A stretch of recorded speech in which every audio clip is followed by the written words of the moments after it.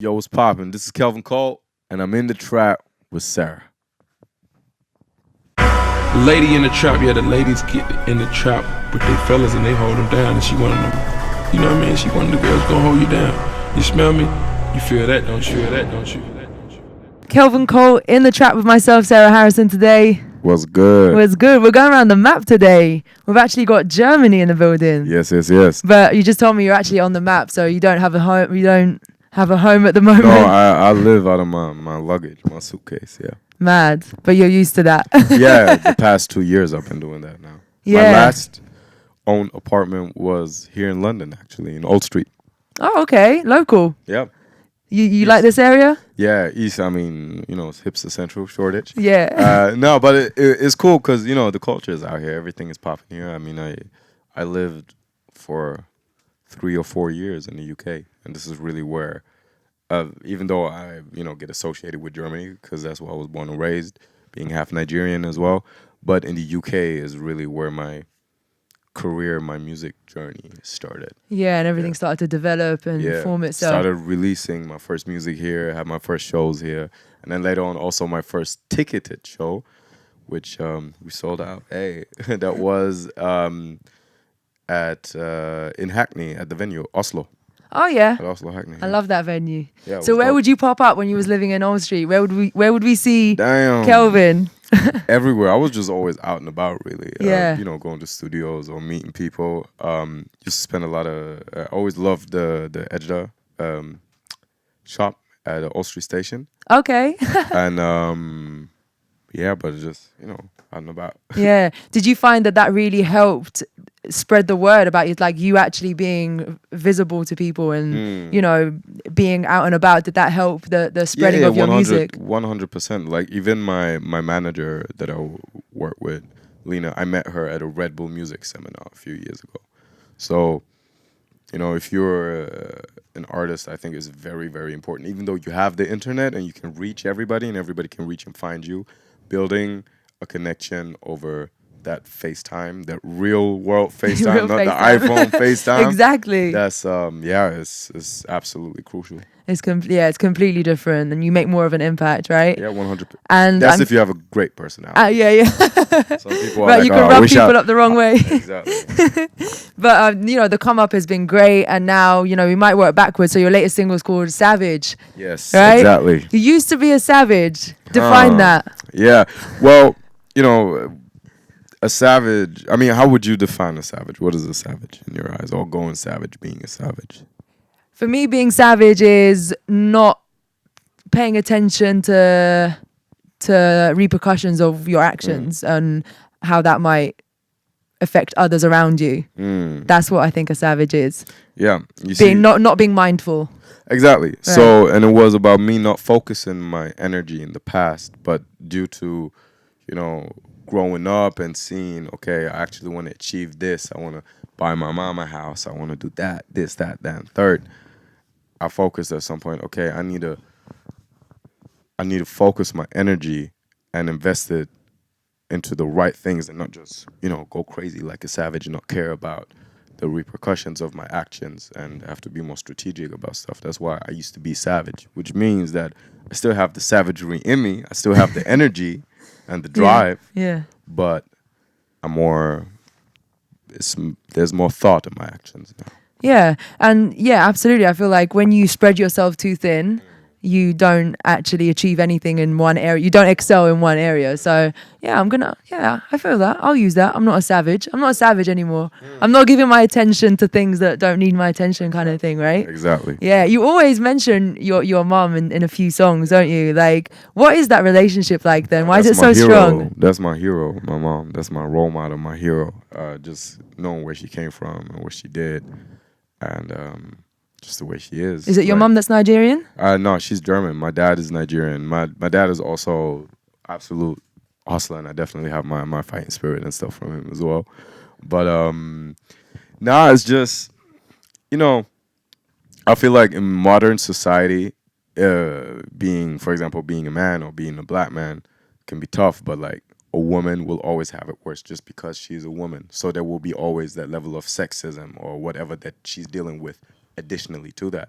So I admire my dad, for example, for overcoming the hardships and the trials and tribulations, but then my mom also faced them, and she's a woman. You know, does that make any sense? Yeah, of course. So that is, you know, yeah. Shout out to all the hardworking ladies out there. I love that. Yeah. That's good. It seems like you have a woman on your team. Oh, my team is full of women. Wow. Yeah, Okay. yeah. Okay. So you're comfortable around the energy. Oh yeah. Yeah, Yeah. I read a tweet the other day by young ads. Okay. Yeah. And he said he'd rather work with only ladies and keep the guys just as the shooters, and because you know, he said they were more efficient, more trustworthy, and from my experience, like women, like I've only had incredible experience with women. I've never had a woman trying to fuck me over in business or whatever. So I think I'd co-sign that. Okay, yeah, I can see. But it never got crazy with a lot of women around? I mean, nah, you know, people, I mean, it depends. It's down to the individual because I'm a man and I wouldn't say that I'm, you know, crazy ego driven or want to fuck over people in business. So it's not me saying I can co-sign that statement doesn't mean that I'm putting any shame on men or saying men are, you know, worse in business or whatever. But it's funny because I did an interview recently in Germany with GQ, and it was about masculinity and defining new masculinity and what is masculinity to you in this day and age. And it's crazy because if you think about traits that are associated with men and masculinity, it would be like leadership skills, negotiation skills, being the breadwinner, The and provider. and the protector of the family. But then if you really go into households and look at who's winning the bread, who's running the household, who's being the negotiator, who's being the leader, who's taking action to protect the kids. And as I'm saying, I'm not shitting on any men who are doing a great job. Shout out to all the, you know, single dads and the dads out there who are being great fathers.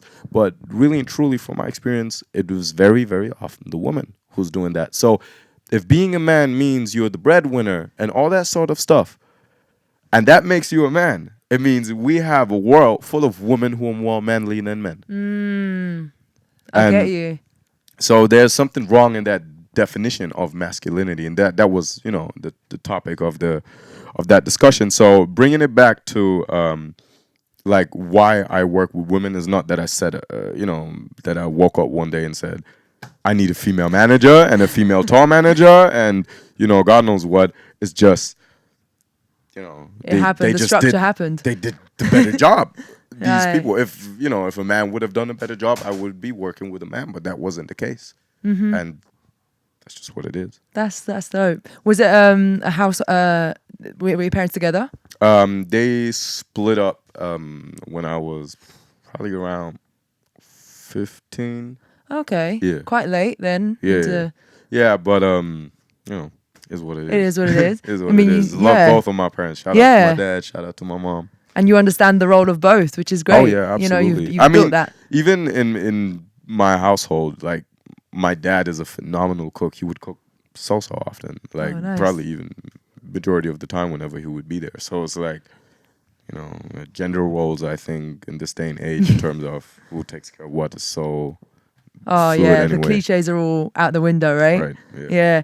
In this song, Savages, you say couldn't make shit working, doing a job or something like that. Yeah. What were you working as? Oh man, I had all sorts of jobs, but the one particularly that I was referring to was I used to work retail, like a luxury company, and I remember one day we were invited to like the head office to get, you know, some kind of training, and at the time I was already working on I had a startup, like a, you know, a company in the digital marketing space, and I wanted to speak to some of the people from the marketing department. And nobody took out time for me. And when I'd asked like the superiors, sort of the supervisors that we came with from the shop, they were like, they didn't take it seriously enough to bother anyone to, you know, take out 5 minutes for me. And that's really when I said to myself, okay, like all that I am to you guys is, you know, a salesperson, which is all fair and square being a salesperson, but that's not what I want to be for the rest of my life. And all I'm asking for is 5 minutes. So if your head office that is supposed to be looking out for the interest of the employees cannot spare 5 minutes to talk to me, then I might as well not come back tomorrow because you don't care about me. And looking at it the way most corporations work in 9 to 5s is like there's a reason why it's called human resource management, right? Why is human resource HR, and what you do with resources, and that's if you study business, you know that is resources are being used or being transformed into something else and then sold. And the moment a resource runs out, you have to make sure you get new resources. But now we're not talking about cattle, and we're not talking about some, whatever gold or any kind of minerals. We're talking about people. People where everybody is a person, has a life, has a family attached to it. So that term alone is like a very big warning signal to me, human resource. And anyways, so yeah, was deep. but it's just that's at the bottom of it. And so true. and if you tell me like you don't have 5 minutes to talk to me and I'm working for your company and I just graduated from university and you're telling me, oh, work on the shop floor and then one day you can be an intern at the marketing department, whatever, and I'm there and you don't have 5 minutes for me, then it's fuck you, because you just gave me an indirect fuck you, so it's fuck you too. And That's just crazy. what's up. You mentioned you was working on a startup. So is that still in the works, or did you put that to bed a little bit? No. I was running it. It was a bit of software similar to Instagram, and I was white labeling that service to different marketing agencies and worked as a freelance marketing consultant. And but at some point the music just started picking up, and then I was like, okay, I don't have time for this anymore. And it's so funny because nowadays I still get messages from people once in a while. It's like, yo, I need your marketing services now and blah, blah, blah. And I'm like, okay, what is it? Because I always, have an open ear. And then they tell me, oh, it's the software or whatever. And then I'm like, okay, this is the website. Go check it out. But I'm not doing the customer service and all that sort of stuff anymore because I don't have the time for it. And if it is like a really interesting marketing campaign, I will have a look at it. But just my schedule is so packed that it would need to really trigger my interest and also be rewarding enough financially. And comparing what I make a show nowadays or, with other stuff to like, you need to have a fucking big budget. Yeah. So, but that obviously means that you're very hands-on with even your just product management. yeah, because and we do, we have a label and publisher and agents and all that stuff, but like just our team, like my manager, my Ryan on the radio side, Ryan. and we have Dean as a publicist, we have Yagat working with brands on us. Like we have our own agency / label, and we have the tour managers Kaya and Sarah, and it's like we function as a company. So Kelvyn Colt is first and foremost obviously me as the artist and the person, but there is a company. That's around amazing. it, So you having gone through that experience of being looked down upon by the higher ups in the company. So in your structure of the company, do you appreciate now, the intern that might be there in the corner that might have something bigger to offer than just being an assistant, Listen, so to speak? everybody that I work with is especially my manager, for example, is like has the permission to come and DM me around. I'm not the one who's like, they will tell me, you're 10 minutes late. I told you you're supposed to be on time, and I'm like, yeah, boss. But it's rightfully so. Like that's why I choose to work with these people. I don't need a manager or a tour manager or whatever project manager on my team working with me. That's like, oh yeah, show up drunk or high or whatever to the interview. Like I don't need that shit. Like we're trying to run a business here. Like of course I'm trying to have fun and I have my listen, I'm not gonna do this, or we need to delay things because I need my sleep or whatever. But other than that, it's like we're running a business, and just because I'm like the face or the name of it, it doesn't make me more important in that in that sense. Yeah, of course. And speaking of that luxury brand, now you actually have a tie with Louis Vuitton, and you've been welcomed into their house, and more than just being the salesperson. Yeah, absolutely. What is that collaboration like? Can you tell us more about it? I don't know. I don't want to jinx anything, but so far I've performed at the family house in Paris in Ancières, where also like the real rare handmade pieces are still being made up until this day, handmade from there on. And it's like a year waiting list and stuff. And yeah, it was crazy because, you know, all the heads of the company and press and all that stuff were there for the performance. This so is it's Louis like, Vuitton we're talking about, right? Yeah, yeah, exactly. And yeah, like the reason I'm now in London, apart from, you know, seeing you and some other meetings and sessions, is because we're also shooting for a German magazine, a campaign for the new collection. So it's like, it's crazy. Listen, when I was 15, 14, God knows how old, I saw this picture of like Kanye with the duffel bag. It was the Murakami camouflage one. And I saw that. And I was like, damn, I want one of these bags. I had no idea what Louis Vuitton was at the time because I'd only seen it like on rich ladies, old ladies. And that was the first time that I saw they did stuff for men as well, or unisex. And then it manifested sort of in my head. And I always knew that one day I'm going to be able to do whatever.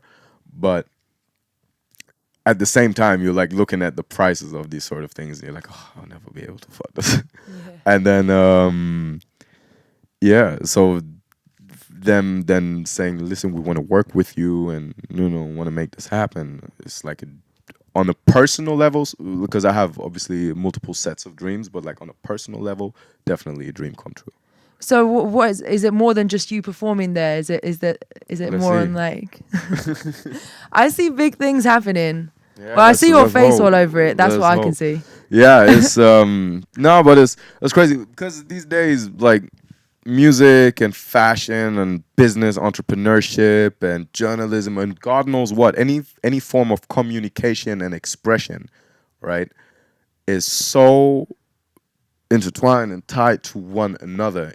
And it has always been, but I feel like through the power of the internet and the digitalization of things and, you know, 3D printing, manufacturing on a small scale, whatever, you are capable of realizing your dreams without massive middlemen, without massive budgets. And if you really do your research and dig into it, you are like capable of accomplishing and creating a lot, you know, like with Reebok, we have a collection coming out as well. So it's like,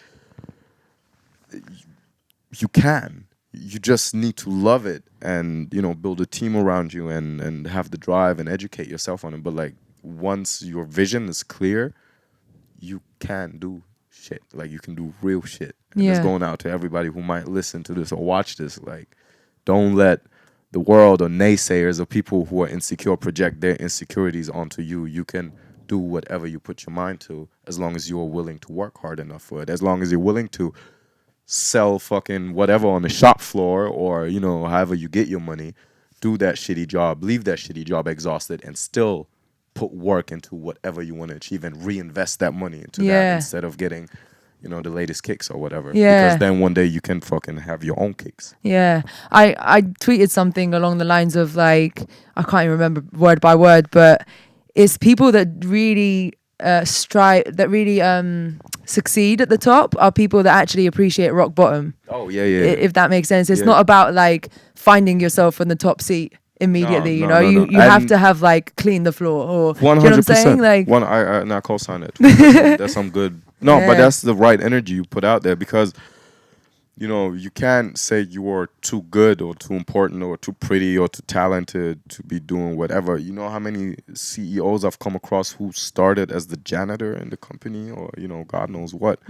And whenever like young artists or creatives or entrepreneurs or whoever hit me up about advice, like the main thing I tell them is like appreciate the struggle. There was a guy that once wrote me, actually a few days ago, he wrote me, "Oh, I've been making music now for 4 years and releasing music and nothing has happened." I was like, motherfucker, you know how long I made music for 10 years.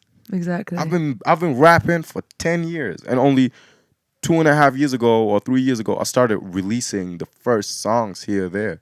And like 10 years are nothing compared to some other people out there who've been doing it for 20 God knows what years. Like, and especially nowadays with the, you know, in the age of social media, everything feels so instant. And like you see Lil Pump, 17 years old, signs a $20 million deal and you're like, what the fuck? Yeah. You know, but on the other hand, look at somebody like Jay-Z, who's a billionaire. he dropped his first project with 26. Exactly. So, you know, and then, or people like 2 Chainz who got on with 30, and God knows what. Like, it's never too late for anything. That guy from KFC, man, what's his name? I forgot his name, but you know who I mean. That who's on the face of Oh, the Colonel. Yeah. Huh? You're is the that man. him? You're the man. I think that's the KFC guy. Yeah. Yes, my brother. And like that guy, I think he was in the 70s when he started. Like he Wow. was 70 something years old when he started that company. Wow. You know, Yeah. I'm not telling you, okay, you can just, you know, get high in your crib and chill for 50 years before you start doing something. But on the other hand, I'm telling you, like, you know, you can't rush greatness. It takes No. time. You can't arrive at greatness prematurely, because then you don't know what to do with it, Absolutely. and you can Absolutely. go like left. Yep. Yeah, for sure. Well, speaking of tweets, actually, you tweeted something which really stood out, and it said, "Being current and having impact are two different things." Yes. You said, "Don't get it twisted. Keep on striving and creating. Don't start chasing," which is kind of like going off the back of what we just said. 100%. Yeah. What made you actually tweet that? Do you remember what was the trigger? Let me think. I think I saw something. I must have seen something. I think. Lil Pump. I'm joking. No. It wasn't no pump, but it was Nah. something like similar to that, where it was. I think we were just talking about the German music scene and who is succeeding and what we are. Oh yeah. It was some artist that I saw something, and they were like super big numbers wise and whatever, and then I was just thinking, and like, you know, conducting themselves a certain way, treating other people a certain way, and I'm Right. like, and I always say to that, just because you're current, it doesn't mean you have impact. Just because you have a lot of numbers at the moment doesn't mean that anybody's gonna care for what you did last year in the next year. Oh yeah. You know, for sure. and also there's like numbers wise compared to a lot of other artists, I'm small, but you can tell with a lot of artists what they have taken from me already within only, you know, me being 2 years around in Germany in the music scene. And it is something that can be really annoying, but you have to train you have to condition yourself, your mind, to not feel provoked by that when you see somebody ripping off your shit, and take it more as that person paying you homage, because like at the end of the day, those who know will know, and you can steal an invention, but you can never steal the mind of the inventor. Never. And- That's your DNA Yeah, right there. I mean, absolutely. you're killing the numbers, festivals, like everywhere. You've been touring for the last, like, is it 2 years? Yeah, and now we're flying to China at the end of this month to tour there. It's like it's crazy, but me speaking and making English music in Germany is sort of a first. We've had, you know, 1 or 2 artists that have tried it. I'm by no way saying that I'm the first English speaking German person or German Nigerian or however you want to see it, but to do it on the level that we're doing it, and, you know, sort of being the first at a lot of things that we do, is unprecedented. So, you know, we're sort of paving the way, and a lot of artists can and are following through that, and therefore it means the infrastructure wasn't existing. So there was no thing like here in the UK where, okay, you do, you know, you go do a fire in the booth, and then you go do this, that, and then you play at Glastonbury, and then you play the, you know, Yeah. like I didn't have any of this. There are not a lot of playlists I can get on domestically.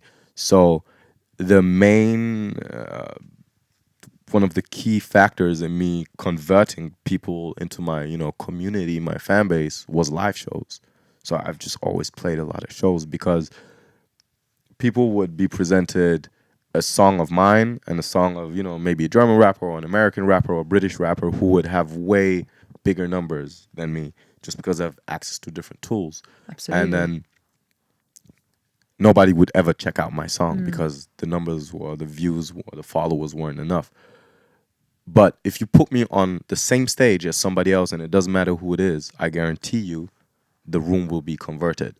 And this is something where your plays and your affiliations don't play any role. You have to be able to perform well, to engage with the crowd, to, you know, do whatever live. And that is something that I've always, if there's one thing that I'm, in quotation marks, proud of, and rightfully so, because I work a lot for it as well, and that's my live shows. Yeah. And No, definitely. that's where I converted my fan base. So that's why for the past 2 years I've been touring. Yeah, exactly. But the German market in itself, there is a hip hop culture there that's massive, right? Massive. Hip hop is the biggest thing in Germany, and people always love to forget that the biggest music markets in the world is the United States, then Korea, Japan, and then Germany. Yeah.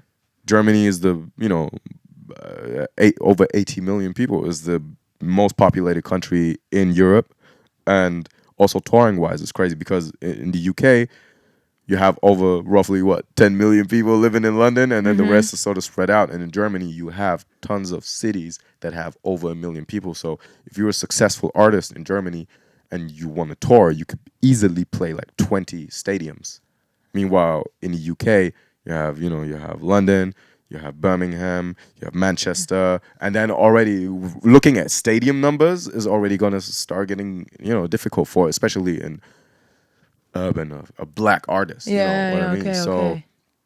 and in Germany, that's a bit different. But then again, the music scene and the culture there is different because we don't have as many black people as in the UK, just because Germany had a few colonies in Africa, but nowhere close to the level that France or the UK Britain, exactly had it. So we just don't have as many black people. So basically what Africans or West Africans and Caribbeans are over here is what Turkish people and Eastern Europeans are in Germany. So the leading minority culture, and that is therefore also sort of the street culture and whatever, it's obviously heavily impacted by black culture, but it's been remixed Of course, by the Middle Eastern culture. Yeah. So it looks very different. And you don't have like all black, like completely black rappers in Germany that are very successful. There's hardly even any, like just only recently you've had a mixed race rapper that is quite big in Germany. Okay. And the rest of them are German or Eastern European or Middle Eastern descent.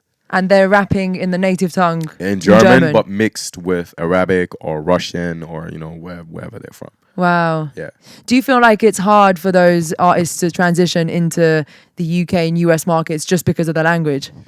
People like to say that, and I agree to a certain extent, but then I disagree again because Spanish music Exactly, is yeah. global as well. French music is global as well. I don't speak a word Spanish, and I understand a bit of French, but And the thing is, I think what makes music cross borders is not only when people speak the same language. That's obviously a huge point, especially for hip hop and whatever urban music, just because it is so culturally driven. But beyond that, it is an identity, a DNA in the sound, and if you look at, for example, like Latin trap music and reggaeton getting so big is because Latin America is the only place you get that sound authentically from. So the J Balvins, the Bad Bunnies, whoever. Yeah. That is who you need to go to if you want to have that sound. If you talk about grime, you need to, you get it from here. the Obviously, UK, there's people in Russia doing it and in Germany, in the US, but nowhere nearly as successful. And these people come to the UK to get their sound. Now, Germany doesn't have that. German hip hop is, there are innovative and great artists, but in a nutshell, it is a copy very often, especially the really big ones, of what is going on in France or the US. And if I say copy, it's not like they've taken influence, like a lot of them copy the Like beats, mimicking, the melodies, yeah. the aesthetic one-to-one without reinterpreting it and making their own thing out of it. So therefore, if an American or French or British artist comes to Germany, they're like, okay, see, what's popping here? Who are the biggest? They show you 5 rappers, but all of them look like, okay, this guy looks like Drake. This guy sounds like this person. This guy sounds and looks, and then it's like, oh, all of a sudden you don't take the music scene in the country seriously. Right. Yeah, of course. So what's your vision of the evolution of hip hop in Germany? What would you like that to be if you had to mold that yourself? I think it all starts with the artists themselves, and that would be, first of all, they should be more daring. Just because they copy doesn't mean a lot of them, not that everybody copies, but a lot of the big ones copy, and they do that not because they're not talented. They are very talented, but they're scared of moving out of their comfort zone. On the one hand, they're scared. On the other hand, they don't need to. Why change a winning formula, a winning team, a winning recipe, right? So you've seen that it works in the States or in France, so let's do the same thing, again. But be daring. I feel like as an artist, especially once you reach a certain level, and impact, you have a responsibility towards the culture of, reinventing things, being, challenging the status quo, do something else, bring in new people, shout out, like have Stormzy headlining Glastonbury and for what 15 minutes shouting out like That other was artists. sick. Yeah, Like, I what was like, the how did fuck? you remember like All these names? I would have blanked Then out. did you have somebody in your ear? No, but it's that is unthinkable in Germany.